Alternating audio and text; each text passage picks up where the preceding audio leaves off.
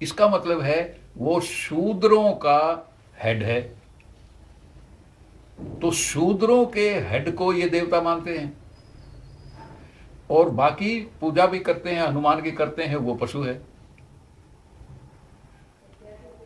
ब्रह्मा का हिंदुस्तान में ही एक मंदिर माना जाता है, और वो है पुष्कर, अजमेर में।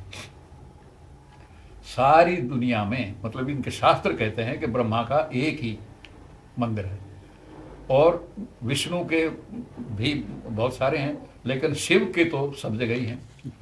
और शिव के कॉन्टेक्स्ट में बड़ी इंपॉर्टेंट बात है, शिव के माने, यानी जिसका कहते हैं शिवलिंग जिसको कहते हैं, और शिव के माने लिंग। लिंग मतलब जो है, जो मेल ऑर्गन जो है उसको लिंग कहते हैं। और लिंग पूजा सारे शिव मंदिरों में लिंग यानी पीनस की पूजा होती है। इसका मतलब Shiv means only male organ. और उसकी पूजा कौन करते हैं? ब्राह्मण करते हैं, क्षत्रिय करते हैं, वो लोग करते हैं, वैश्य करते हैं। तो इसका मतलब, इसका क्या मतलब है?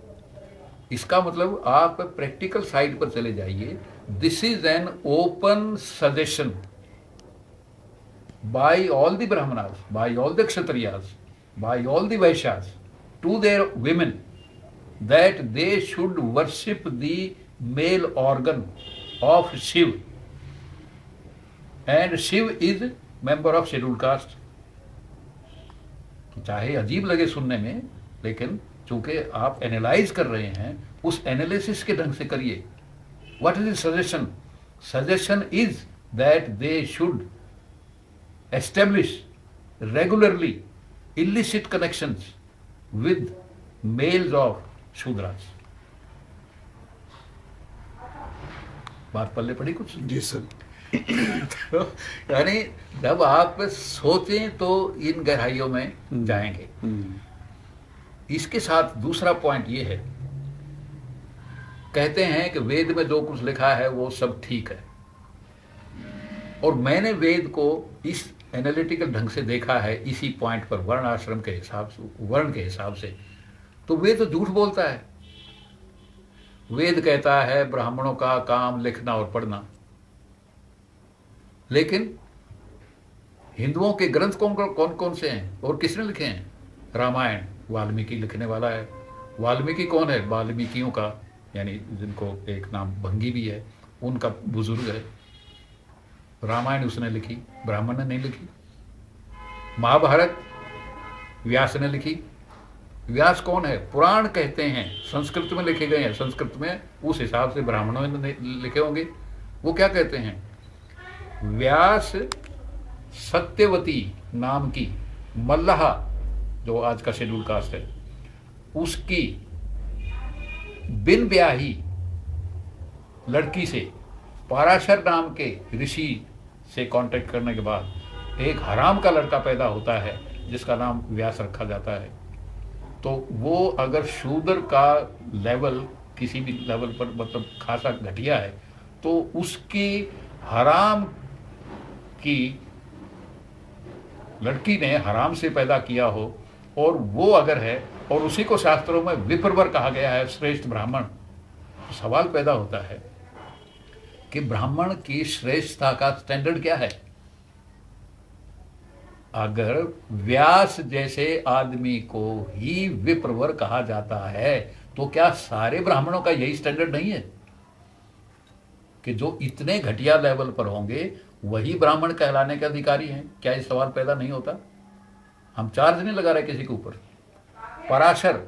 पराशर ऋषि का नाम आते कहते हैं ब्राह्मण था। इन्हीं पुराणों में लिखा है कि पराशर चांडाली का पुत्र था। चांडाली भंगन का दूसरा नाम है।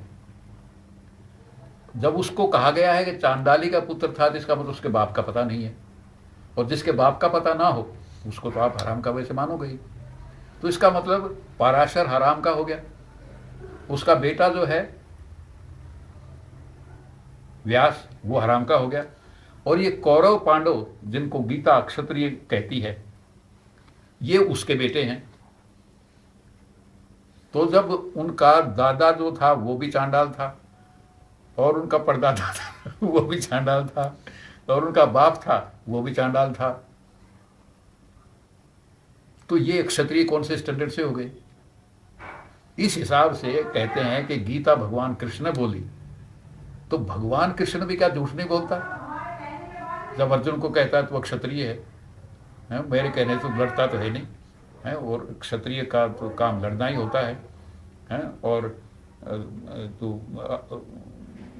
विद्वानों जैसी बातें करता है, और लड़ने से क्षत्रिय होकर तू डरता है, तो वो क्षत्रिय कैसे हुआ?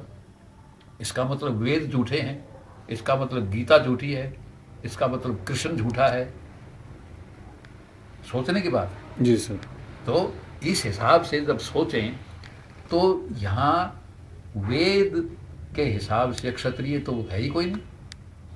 आगे चलिए, हिंदुस्तान का इतिहास 326 बीसी में स्टार्ट होता है, जब सिकंदर का हमला होता है। एक फार्मूले को जब लगाइए, जब मैं बचपन में राम का तस्वीरें देखता था, उस वक़्त राम को कृष्ण की तरह से काला दिखाया जाता था। आजकल उसको काला दिखाना बंद कर दिया है। यानी ये कल्चर जो है ये इस तरह से बदलता रहता है। मेरे बचपन के वक्त में राम की जितनी तस्वीरें बिकती थी उसका रंग काला दिखाया जाता था। कृष्ण का आज भी काला दिखाया जाता है, लेकिन आज राम का कलर सफ़ेद दिखाया जाने लग गया। हो सकता है 10-20 साल में कृष्ण का भी सफ़ेद दिखाना शुरू कर दें। अदरवाइज जितने काले काले हैं वो सारे के सारे हिंदुओं द्वारा पूजनीय हैं, और अगर वो काले हैं तो वो सारे के सारे दलितों के पूर्वज थे। शिव के बारे में मैं आपको बता चुका हूं जी। इसलिए राम अगर काला है, राम भी हमारा आदमी था, और कोई पशु अगर है वो भी हमारा आदमी था हनुमान की तरह से, और कृष्ण अगर काला है वो भी हमारा आदमी था। तो क्या नतीजा निकल रहा है? अजीब नतीजा निकल रहा है।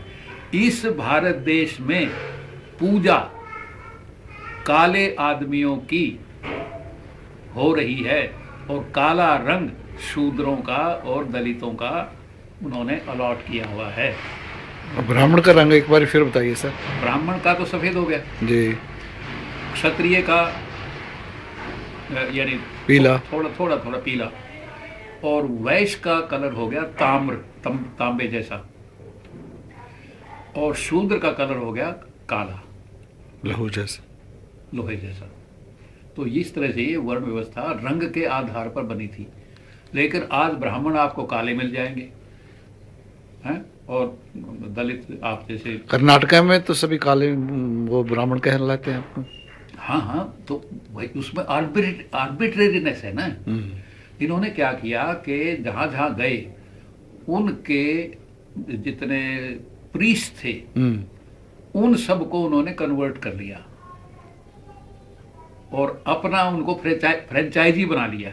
ऐसे कि तुम हमारे रिप्रेजेंटेटिव हो, इनको तुम नीच मानो, अच्छा, और हम तुम हमारे साथी बन गए हो। ऑल ओवर द वर्ल्ड ऐसा किया। एक और बड़ी बात है, इतिहास को जितना हमारा इतिहास है इंडिया का खास तौर पर, वो सारा का सारा इतिहास गलत है। वजह क्या है कि उसके लिखने वाले या लिखवाने वाले सारे ब्राह्मण हैं, और ब्राह्मण जो है इस देश के वासी नहीं है। और इस देश के वासियों का जैसे जैसे उनको मारते चले गए, उनका राजपाट छीनते चले गए, उनका जो भी हस्ती थी उसको मिटाते चले गए, तो उस हिसाब से उसकी जगह के ऊपर अपने आप को ये स्थापित करते चले गए। तो इतिहास जो है वो गलत है। अदरवाइज इस भारत देश में 326 बीसी में अगर इतिहास शुरू होता है, उस वक़्त से जितने भी फॉरेन इन्वेडर्स आए हैं इंडिया में, सबको ब्राह्मणों ने इनवाइट किया है। ब्राह्मणों ने इनवाइट किया है। यहाँ के उनके जो विरोधी थे, चाहे वो क्षत्रिय थे चाहे कोई भी थे, उनको मरवाने के लिए, उनको डिस्प्लेस करने की गल से बाहर वालों को इन्होंने इनवाइट किया, और ब्राह्मण जो हैं इस देश के सदा से अनपेट्रियोटिक और दुश्मन रहे हैं। और जब से मुसलमान आए, मुसलमानों ने ब्राह्मणों को मुसलमान बनाया, तो उन्होंने मस्जिदों में उनकी ड्यूटी लगा दी कि तुम ये काम बढ़िया कर सकते हो। उनका नाम शेख रखा उन्होंने। और जो यानी ब्राह्मण को थोड़े से अकड़े, उनको उन्होंने कसाई की ड्यूटी दी। ये ऐसी है, ये खोज की जाए तो ये वास्तविकता निकलती है, ताकि उनमें सेंस ऑफ सेल्फ रिस्पेक्ट रहे ना। इसलिए कसाई जो है वो सारे के सारे पुराने ब्राह्मण हैं। और जितने पादरी हैं, ना पादरी नहीं, मुसलमानों का ये मुल्ला काजी, हाँ, ये भी एक्स ब्राह्मण है। ईसाई जब आए, यानी इंटरनेट के ऊपर आपको इंफॉर्मेशन मिल जाएगी, वहाँ दलित क्रिश्चियन का जब आप निकालेंगे तो वहाँ उन जो नॉर्मल क्रिश्चियन हैं मेजॉरिटी, उनको शिकायत रहती है अपने लीडरों से, जो पादरी हैं, कि वो अपने आप को यानी बड़ा मानते हैं और हमें छोटा मानते हैं। तो वो क्या है कि ब्राह्मणों का एक और यानी तरीका रहा है कि जब भी नया धर्म आया है, they have become converts, first converts to that religion, और उसका प्रचार इन्होंने आप करना शुरू कर दिया ब्राह्मणों ने। बुद्ध के बाद भी यानी जो ये बने हैं, पहले श्रमण, बुद्ध में श्रमण जो थे, बुद्ध के यानी बौद्ध धर्म के रिलीजियस प्रीचर्स थे। श्रमण नाम उनका था। जब मुसलमान जब यहाँ आए, मुसलमानों को भी यही बुलाकर लाए थे, और मुसलमान जब आए एस्टेब्लिश हो गए, तो ओरिजिनल हिंदू जो थे वो बौद्ध थे, क्योंकि बुद्ध की मूर्तियां थी वहाँ। बुद्ध परस्ती इसलिए कहते हैं, बुद्ध परस्ती थी वो, तो बुद्ध परस्ती थी। तो ओरिजिनली बौद्धों को हिंदू कहा गया था, क्योंकि वो बुद्ध परस्त थे। हिंदुओं ने अपने बुत बनाने शुरू नहीं किए थे। अगेन आप इसको इंटरनेट पर देखना, history of Hindu,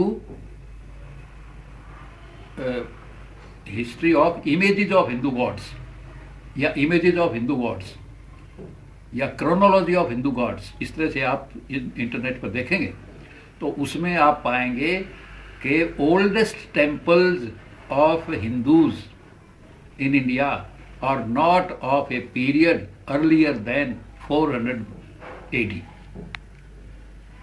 Most of the Hindu temples have been constructed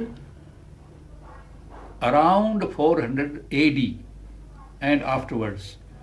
इसका मतलब है कि मूर्ति पूजा हिंदू धर्म में बौद्धों से और जैनियों से बहुत बाद में पैदा हुई है। और जब इस्लाम पैदा हुआ 622 में एडी में, उस वक़्त तक हिंदुओं की मंदिरों में इमेजेस यानी मूर्तियाँ रखने का सिस्टम अभी जारी नहीं हुआ था।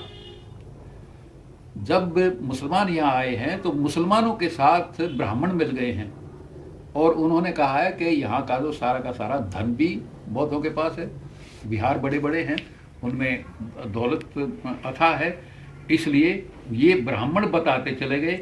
और मुसलमान हमलावर जो थे उनको, भिक्षुणियों को भी लूटते गए, उनको तो अपने बीवियां वगैरह बना लिया और धन को ये ले जाते रहे। जब बौद्ध खत्म हो गए, इसका मतलब उस वक्त तक जो प्रचलित हिंदू थे वो जब खत्म हो गए तो इन्होंने वो नाम अपना लिया। पहले बौद्धों को हिंदू कहा गया था, इन्होंने कहा कि हम ही हिंदू हैं। और बुद्ध ने अपने रिलीजियस प्रीचर्स को श्रमण कहा था। श्रमण और शर्मा, काटने वाला, हाँ, श्रमण और शर्मा मतलब साउंड एक है। तो उन्होंने वो शरमण नाम बदलकर अपना नाम शरमण भी रख लिया। और शरमण यानी ये इसको एक ग्रामर में होता है संबोधन। जब उसको कहेंगे कि आप तो भगवान हैं, उसमें तो भगवान ऐसे आ गया। लेकिन मैं कहूँ कि हे भगवान, मतलब अगर मैं आपको एड्रेस करता हूँ भगवान के रूप में, तो उस वक्त भगवान नहीं कहेंगे, हे भगवान नहीं कहेंगे। हिंदी संस्कृत में ऐसे कहा जाएगा हे भगवान।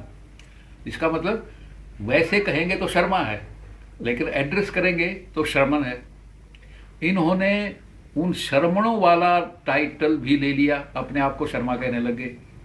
और हिंदू जो नाम दिया गया था पहले बौद्धों को, अपना नाम इन्होंने हिंदू रख लिया।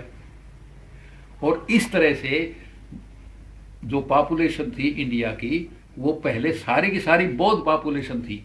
हर राजा के वक्त तक 700-800 एडी तक ये बौद्ध पॉपुलेशन थी। उन बौद्धों को इन्होंने हिंदू या वैदिक धर्म में कन्वर्ट नहीं किया, बल्कि उनका नाम अडॉप्ट कर लिया और उनके लीडर ये बन गए। और इस तरह से ये एक मतलब ये ऐसा पहलू है जिसके ऊपर कोई भी लिटरेचर कहीं भी अवेलेबल नहीं है। जो चीज़ आपके सामने है, ये उसके ऊपर एनालिटिकल ढंग से जब सोचें तो ये नतीजे ऐसे निकलते हैं।